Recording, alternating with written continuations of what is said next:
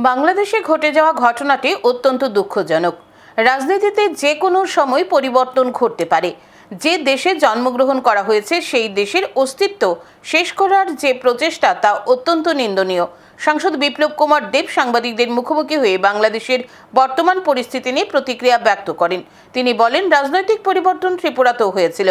25 বছরের কমিউনিস্ট রাজত্ব শেষ হয়েছিল যখন বিজেপি এসেছে। এই পরিবর্তনের ফলে ত্রিপুরাতে এমন কোনো ঘটনা ঘটেনি। বাংলাদেশে যেভাবে সংখ্যালঘুদের উপর অত্যাচার করা হয়েছে এটা অত্যন্ত লজ্জাজনক। মৌলবাদী গোষ্ঠী প্ল্যান করে যেটা করেছে তা কোনোভাবেই মানব সমাজে মানা যায় না। সামাজিক মাধ্যমে যে ভিডিও ফুটেজগুলো উঠে এসেছে তা অত্যন্ত নিন্দনীয়। বাংলাদেশের আমজনতা এর প্রতিবাদ করবে। বিপ্লব কুমার দেব আরও বলেন, প্রতিবেশী রাষ্ট্র ভালো থাকলে আমাদের দেশ ভালো থাকবে।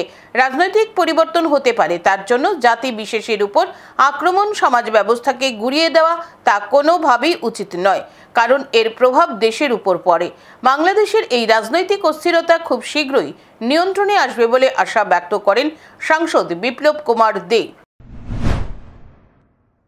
আমার সেটাই আপিল থাকবে বাংলাদেশের আম জনতার কাছে যে নিজেকে ব্যবহার করতে দেবেন না।